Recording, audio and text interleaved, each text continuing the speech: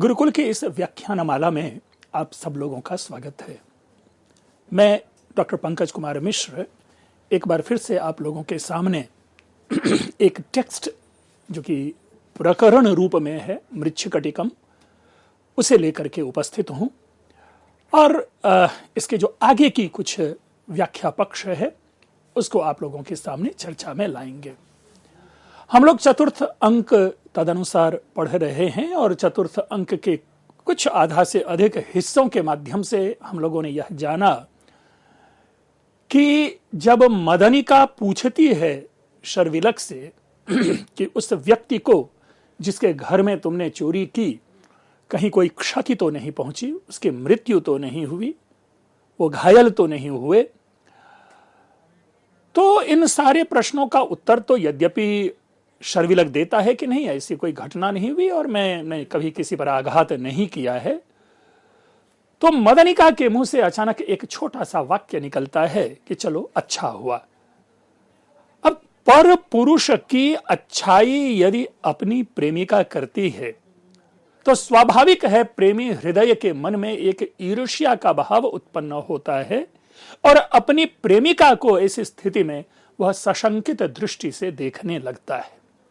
शर्विलक भी इसी मनोविज्ञान से प्रभावित है और उनके मन में न जाने कहां से कुछ ऐसी भावना उत्पन्न हो गई कि ये जो मदनिका है शायद मेरी अपेक्षा किसी और के विषय में सोचती है। बस इतना पर्याप्त होता है पुरुष संसार के लिए और वो महिलाओं के विषय में एक विविध प्रकार की सोच बना लेता है और उसी सोच के क्रम में जो शब्द जो वाक्य नहीं भी बोले जाने चाहिए ऐसे वाक्य स्त्रियों के प्रति उनके मन में उत्पन्न होने लगते हैं। उसी प्रसंग को अभी हम लोग उस शर्विलक और मदनिका के माध्यम से जान रहे हैं। शर्विलक ने बखूबी अपने काफी तैश में आकर के एक अहंग में, पुरुष अहंग में डूब करके मदनिका को स्त्री रूप में रख करके एक सामान्य स्त्री समुदाय के ऊपर में, समवाय के ऊपर में टिप्पणी करनी वह शर्विलक शुरू कर देता है और तदनुसार एक बड़ा अच्छा प्रसंग निकल कर आता है और उसी में जो पीछे कुछ कही गई बातें हैं और आगे यहां से वाक्य शुरू होता है कि स्त्रियों नाम चपलाह, कि जो स्त्रियां जो होती हैं ना यह स्वभाव से ही चंचल होती है। मित्रों देखिए शब्द का प्रयोग, शब्द सौंदर्य क्या होता है। संदर्भ विशेष में जो शब्द है उसकी प्रकृति बदलने लगती है और बदल जाती है। सामान्य रूप में जब हम कहते हैं कि ये बच्चा बड़ा चंचल है तो यह उसके लिए एक पॉजिटिव बन जाता है और जब यहां इस प्रसंग में स्त्रियों को जब कहा जा रहा है कि स्त्रियां चंचला होती है तो इसका देखिए कितना नेगेटिव इंटोनेशन आ रहा है कि अर्थात स्त्रियां किसी एक पुरुष में मन को लगा करके नहीं रहती। ये चपला का अर्थ निकल जाता है। शब्दकोश परक अर्थ यहां नहीं चलेगा। यहां केवल अर्थ यही निकलेगा कि स्त्रियां जो है वो कई पुरुषों पे अपने ध्यान को रखती हैं। कैसे रखती हैं तो उसी को पद्य बना करके शर्विलक या कहें कि मृच्छकटिकमकार यहां प्रस्तुत करते हैं कि अन्यम मनुष्यम हृदयेन कृत्वा अन्यम ततो दृष्टिभिराह्वयन्ति अन्यत्र मुंचन्ति मद प्रसेकम अन्यम शरीरेण च कामयन्ते। देखिए क्या कह रहा है कि हृदयेन अन्यम मनुष्यम कृत्वा, यानी हृदय में, दिल में तो किसी और मनुष्य को स्थान दी हुई है। अन्यम ततो दृष्टिभिराह्वयन्ति, लेकिन उसके पश्चात दृष्टि जो है वो किसी और के ऊपर है, आंखें किसी और पे टिकाई हुई रहती है, नजरों से किसी और को देख रही होती है। अन्यत्र मुंचन्ति मद प्रसेकम, और अन्य जो है वो उनको अपने मद के प्रभाव से अन्य को परेशान किए रहती हैं। अन्यम शरीरेण च कामयन्ते, और किसी अन्य और शरीर से किसी अन्य को प्रसन्न करती है। दुखद है अगर स्त्री के विषय में एक सामान्य रूप से इस प्रकार का कथन किया जाता है, लेकिन यहां इस प्रसंग में इसका जो डायरेक्ट जो हिट है वो मदनिका है। वो मदनिका के विषय में इस प्रकार की धारणा बना करके समस्त स्त्री समवाय को ये टिप्पणी का विषय बनाता है शर्विलक कि स्त्रियां किसी की नहीं होती, मन में कोई और है, आंखों से किसी और को देखती है, राह चलते किसी और के साथ बात करती है और शरीर से किसी अन्य को तुष्ट करती है। वस्तुतः इस प्रकार की जो अभिव्यंजना है यह मृच्छकटिकम कार्य की प्रथम अभिव्यंजना नहीं है। ऐसे कई प्रकार के पद्य हमें अन्यत्र भी प्राप्त होते हैं और अगर आप लोगों ने महाकवि भर्तृहरि का नाम सुना होगा, उनके द्वारा लिखे गए शतक त्रय में एक शतक है श्रृंगार शतक। श्रृंगार शतक का जो 81st वर्स है, 81वां पद्य है, वह भी इसी भावना को अभिव्यक्त करता है। यही बात कहता है कि स्त्रियां जो है हृदय में किसी और को रखती हैं, आंखों से किसी और की ओर देखती हैं, राह चलते किसी और से बात करती हैं और शरीर से किसी और के साथ रहती हैं और तदनुसार प्रिया कह प्रिय योषिताम, इस प्रकार करके प्रश्न बना देता है कि स्त्रियों का कौन प्रिय है, अर्थात स्त्रियों का कोई प्रिय नहीं होता।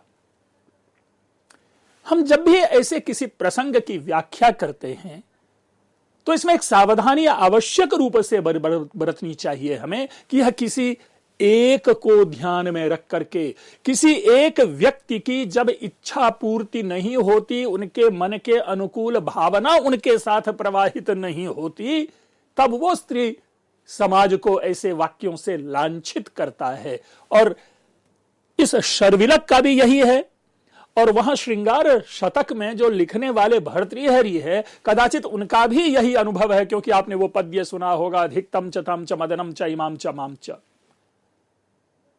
क्यों? क्योंकि ये जो प्रणय व्यापार होता है, जो प्रेम व्यापार होता है, उसमें दोनों पक्षों का मन सदैव सशंकित रहता है। और चूंकि समाज पुरुष परिचालित है, पुरुष संचालित है, इसीलिए पुरुषों की भावना की अभिव्यक्ति साहित्य में प्रबल बन जाती है और स्त्री हृदय की जो बातें हैं वो गौण दिखाई पड़ती है। और तब हम कहते हैं कि जो बोलता है, जो सुनाई पड़ता है, वही सत्य है और तदनुसार हम स्त्रियों को लांछित करते रहते हैं। ऐसा नहीं होना चाहिए, ऐसा नहीं है। फिर उसी भाव को कंटिन्यूड करते हुए हैं और यह पर्टिकुलर ये पद्य है, ये किसी भी स्त्री समुदाय के लिए नहीं है। अब देखिए इनके माध्यम से एक बड़ा सुंदर कह रहा है, सूक्तम खलु कस्यापि, यानी जिसको हम कहते हैं ना कि किसी ने ठीक ही कहा है, अर्थात ये जो कथन है ये किसी का बड़ा ही सुंदर कथन है। इनके दो अर्थ निकलते हैं। मृच्छकटिकम के जो लेखक हैं, जो कर्ता हैं, ऐसा लग रहा है कि यह जो प्रस्तुत पद्य है यह समाज में लोक व्यवहार में मुहावरा रूप में चल रहा होगा और उसको एज इट इज उठा करके यहां पर दे दिया। Accordingly this is not the creation of that particular dramatist. क्यों? क्योंकि पहले उन्होंने कह दिया है कि किसी ने कहा है, अर्थात मैं नाटककार यह नहीं कह रहा हूं, किसी और का यह कथन है। मैंने बहुत ढूंढने का प्रयास किया कि यह पद्य किसका लिखा हुआ है। दुर्भाग्य से मुझे शोध में यह प्राप्त नहीं हो पाया कि अन्यत्र कहां कहां यह अर्थ, यह पद्य मिलता है। और तदनुसार पद्य आपके समक्ष है और वो पद्य है, न पर्वताग्रे नलिनी प्ररोहति, न गर्दभा वाजिधुरम वहंती, यवाह प्रकीर्णाः न भवन्ति शालयः, न वेश जाताः शुचयस्तथांगनाः। अंतिम पंक्ति को अगर ध्यान में दें तो ऐसा लग रहा है कि अब डायरेक्ट यह जो है मदनिका के ऊपर है। और कथन क्या है कि पर्वत के ऊपर कमलनी नहीं उगता, मतलब जो कमल के फूल हैं वो पर्वत पर नहीं खिलते, अर्थात पर्वत के फूल कहां खिलते हैं? पानी में, सरोवर में, तालाब में, नदी में। पर्वत पर कमल नहीं खिलते। और न गर्दभावाजिधुरम वहंती, जो घोड़े जिस रथ में जुते होते हैं, वाजिधुरम, वाजी घोड़ा, घोड़े जिस धुरी को लेके कैरी करते हैं, घोड़े जिस रथ में जुते होते हैं, ऐसे रथ का वहन, ऐसे रथ को कैरी गधे नहीं करते, गधे नहीं करते। अर्थात घोड़ों की जगह पर गधों को नहीं लाया जा सकता। और इसी प्रकार यवाह प्रकीर्णाह न भवंती शालयः, प्रकीर्णाह यवाह, बिखेरे गए जौ। जौ आप लोग जानते होंगे बार्ली है, खास करके पूजा पाठ में जौ आदि का काफी सुंदर प्रयोग है। गेहूं की प्रजाति का यह फसल है। तो कहता है प्रकीर्णाह यवाह, जो बिखरे गए जौ से न भवंती शालयः, उनसे धान नहीं उगते। मित्रों, यदि दर्शन के क्षेत्र में हो तो इनको आप सत्कार्यवाद से जोड़ सकते हैं कि असत से सत की उत्पत्ति नहीं होती है ना। ये जो चीजें हैं यहां पर उसी प्रकार की बातें हो रही है कि जौ से कहीं धान नहीं निकलते, चावल नहीं निकलते। ठीक इसी प्रकार, यानी जिस प्रकार पर्वत पर कमल नहीं खिलता, घोड़ों की जगह पे गधों का यूज नहीं किया जा सकता, और जौ से धान नहीं निकाले जा सकते, ठीक उसी प्रकार वेश जाता अर्थात वेशांगना, वेश्याएं, जो वेश जाता अंगना है अर्थात जो वेश्या स्त्रियां हैं, न शुचयः, वो पवित्र नहीं हो सकती, वो स्वच्छ हृदय वाली नहीं हो सकती, वो लॉयल नहीं होती, उनके ऊपर ट्रस्ट नहीं किया जा सकता, वो शुचि अर्थात सच्चरित्र नहीं हो सकती। दूसरे शब्दों में हरिओ मदनिका, तुम्हारे इस व्यवहार ने मेरी समग्र मानसिकता को यहां पर व्यथित करके रख दिया है। मैंने तुम्हारे ऊपर विश्वास किया और केवल तुम्हारी प्राप्ति के लिए मैंने चोरी का कर्म किया है, और यहां आकर के पता चलता है कि तुम किसी अन्य व्यक्ति की प्रशंसा में चूर हो। यहां पर नहीं, तुम्हारे जैसे स्त्रियां जो है वो कुलवधू नहीं हो सकती, शुचि अंगना नहीं हो सकती, पवित्र नारी नहीं हो सकती। ये तो उन्होंने उस मदनिका के ऊपर में जितनी भी भड़ास थी, जो टिप्पणी थी, कर डाली। लेकिन दूसरा पक्ष भी है कि वो पुरुष को भी तो कुछ गाली मिलनी ही चाहिए, जो जिस पुरुष के प्रति मदनिका के सद्भाव निकल रहे हैं।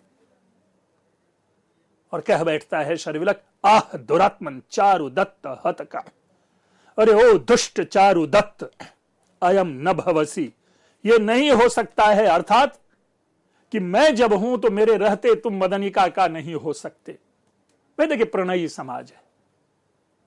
इसी तरह से जो ईर्ष्या की भावना है, यह किसी कालिदास ने उत्पन्न नहीं किया, या किसी मृच्छकटिकमकार ने उत्पन्न नहीं किया, या कोई किताब पढ़ करके अपने मन में ईर्ष्या की भावना, द्वेष की भावना नहीं उत्पन्न करता। यह स्वाभाविक प्रवृत्ति होती है मानव की, जो स्थितियों और परिस्थितियों के अनुरूप जागृत हो जाती हैं। और यहां पर कारण यह है कि जिस मदनिका के प्रति पूर्वानुराग है शर्विलक का, वो मदनिका किसी और पुरुष की प्रशंसा करती पाई गई, तो चल, मेरी तो मदनिका नहीं हुई, तेरी भी नहीं होगी। ठहर जा दुष्ट चारुदत्त, ऐसा तो मैं होने नहीं दूंगा, ये नहीं हो सकता। इति कतिचित पदानि गच्छति, फ्रस्ट्रेशन है, डेस्परेशन है, मन व्यथित है, दुखी है, किसी एक निर्णय पर मनोविज्ञान ठहर नहीं पा रहा, इसलिए वो बेचारा इधर उधर टहल घूम रहा है, समस्या की समाधान के लिए अपनी व्याकुलता, अपनी बेचैनी को अभिव्यक्त कर रहा है। इसी बीच मदनिका आती है और अपना आंचल पकड़ के, अयि असंबद्ध भाषक, असंभावनीय कुप्यसे, अरे ओ उल जलूल बोलने वाले, ये कैसी कैसी बातें कर रहे हो तुम। असंभावनीय यानी असंभावनीय, अर्थात जिस विषय की संभावना नहीं हो सकती, उस विषय को आधार बना करके तुम कुपित हो रहे हो, क्रुद्ध हो रहे हो, और क्यों इस प्रकार उल जलूल बोल रहे हो। सामान्य सी बात है, हम लोग भी कहते हैं कि बिना बातों के रहस्य को जानते हुए हमें अपने एग्रेशन को दबा कर रखना चाहिए। जब तक बातों की सच्चाई का बोध नहीं हो, उसके नेपथ्य में क्या बात है, क्या घटना है, क्या यही सच्चाई है। अगर सच्चाई है तो चलो ठीक है, ये लॉजिकल है कि शर्विलक गुस्सा रहा है, बिफर रहा है। लेकिन अगर सच्चाई नहीं है तो फिर तो ये अपने व्यर्थ का, जो इसको कहते हैं कि रक्तदाह है, खून को जलाना हुआ। अर्थात जो भी कोई घटना है, जो भी कोई मन में उठने वाले विचार है, उनको पहले समझना चाहिए कि क्या यही सत्य है। फिर भी मन व्यथित है। शर्विलक कहता है कथम संभावनीयम नाम, अरे तुम कैसे कह रही हो कि इसकी संभावना नहीं हो सकती है। मैं जानता हूं कि यही बात है, इसलिए इसमें किसी भी प्रकार की असंभावनीय यह नहीं है, बल्कि यह विशुद्ध रूप से संभावनीय ही है। मदनिका कहती है अरे भाई, अरे ओ शर्विलक, एष खलु अलंकार आर्या संबंधी। ध्यान रखेंगे जरा, स्टेज के फॉर्मेशन को भी हमें समझ लेना चाहिए इस संदर्भ में कि जिस मंच पर, जिस प्लेटफॉर्म पे ये लोग हैं, ठीक उससे कुछ ही दूर हट करके वसंत सेना भी बैठी है। मदनिका को इसका एहसास है कि वसंत सेना है, वसंत सेना को इसका एहसास है कि वो दोनों यहां पर है। शर्विलक को यह एहसास नहीं है कि वसंत सेना भी यहां पर है। इसीलिए मदनिका जब वसंत सेना को बोलेगी तो दबे स्वर में, चुपके से स्वर में, एष खलु अलंकार आर्या संबंधी, इस प्रकार वो बोलेंगे चुपके से। अरे भाई चुप रहो, ये जो अलंकार है ना, ये जो आभूषण है तुम जो चुरा करके लाए हो, ये आर्या का है। ये कि जिसके घर में तुमने डाका डाला है, वो जो डाके में जो प्राप्त किया गया आभूषण है, वो इसी आर्या की तो है। ये जो वसंत सेना जी बैठी हैं, उनके ये आभूषण है। भाई शर्विलक अपना तैश में है, ततः किम। हम लोग भी कहते हैं, जब आर्गुमेंट करने लगते हैं, कोई आर्गुमेंट निकल कर आता है, कोई इस तरह की बातें आती है, तो चीख चिल्ला करके बोल पड़ते हैं, सो व्हाट, ततः किम, तो क्या, अगर है तो है, मेरा उससे क्या मतलब। मदनिका बिचारी, उसकी बड़ी बुरी स्थिति है। इधर शर्विलक को भी प्रसन्न करना है कि भाई शर्विलक गलत सोच रहा है, और उनको अपनी जो मालकिन, जो बॉस है वसंत सेना का भी पक्ष लेना है ताकि उनको बुरा ना लगे। तो मदनिका कहती है अरे शर्विलक, स च तस्यार्यस्य हस्ते विनिक्षिप्तः, कि वो जो आभूषण जिसकी चर्चा, अलंकार की चर्चा मैं तुम्हारे सामने कर रही हूं, या जिस आभूषण को चुरा करके तुम लाए हो, वो जो आभूषण है आर्या वसंत सेना ने उनके हाथ में रखा था, उनको रखने के लिए दिया था।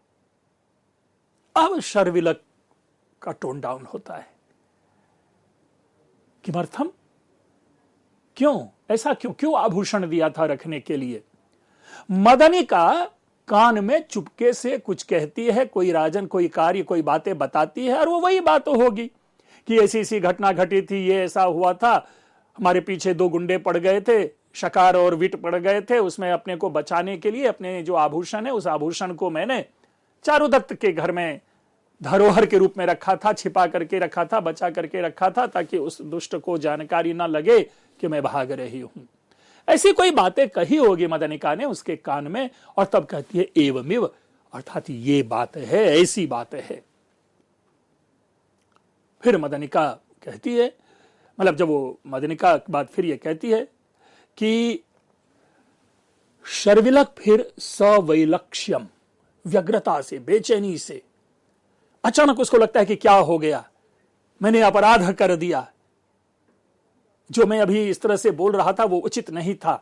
भोह कष्टम, अरे ये तो बड़ी कष्ट की बात है, ये क्या हो गया मेरे से भयंकर गलती हो गई, जो मैंने कभी सोचा नहीं था वो बात हो गई।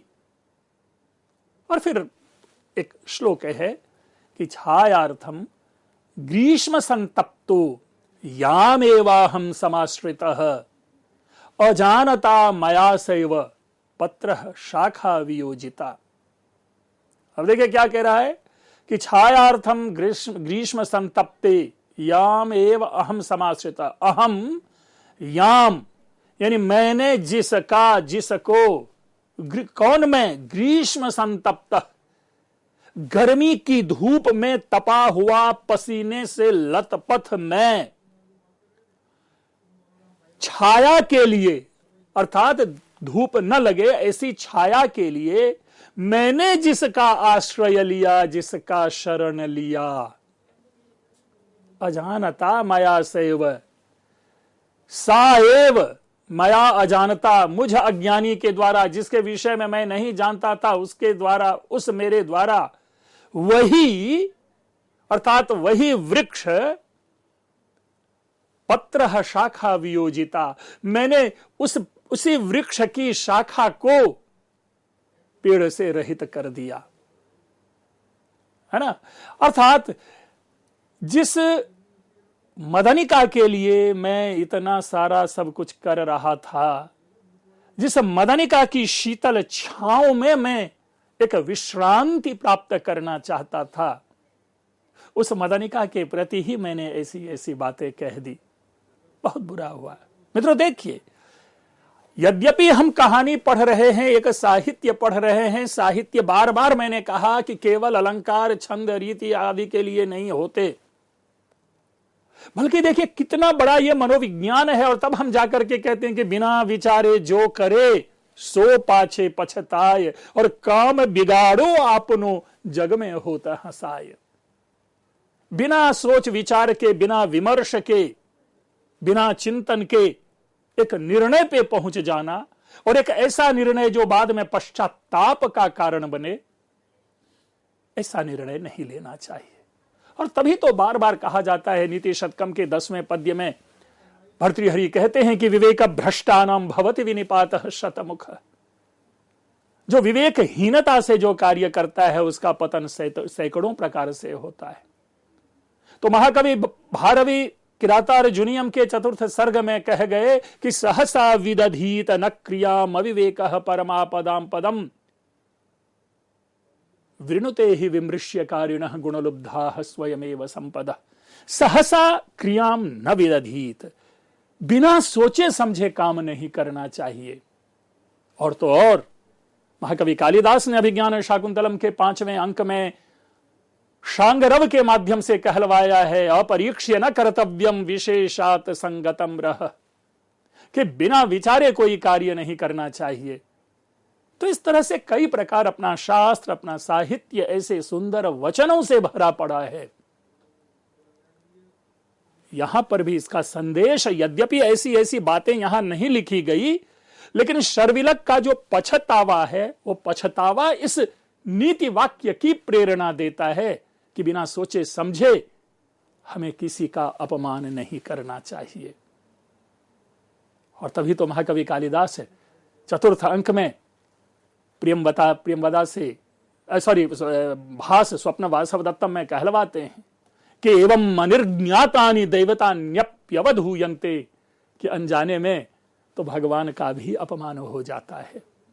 अस्तु, ये साहित्य है, साहित्य को हम इस रूप में अपने जीवन में उतारते हैं।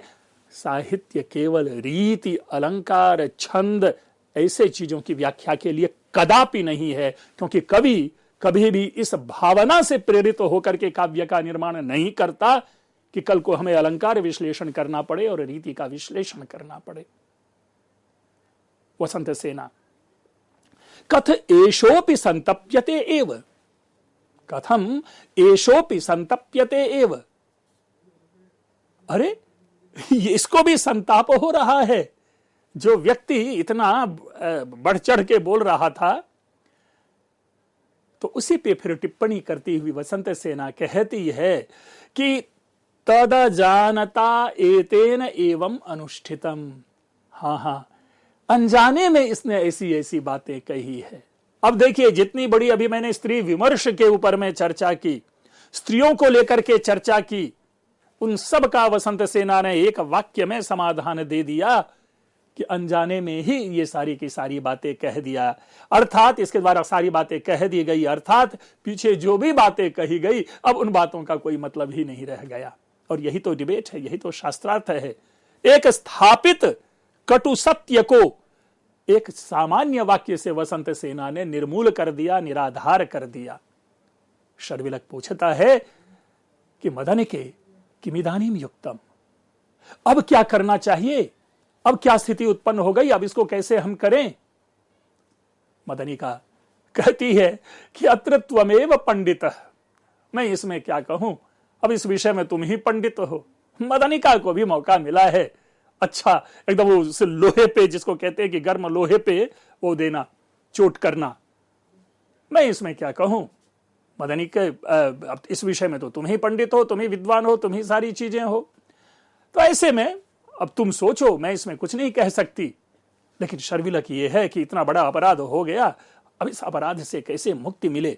अस्तु मित्रों, हम इस विश्लेषण और इस विमर्श को आगे भी चर्चा का विषय बनाएंगे। अभी तक इस अंक में आपने जो कुछ सुना, निसंदेह सदा की भांति उस पर टिप्पणी की अपेक्षा रहती है। मेरी ओर से आप लोगों को बहुत बहुत धन्यवाद कि आपने इसे ध्यानपूर्वक सुना।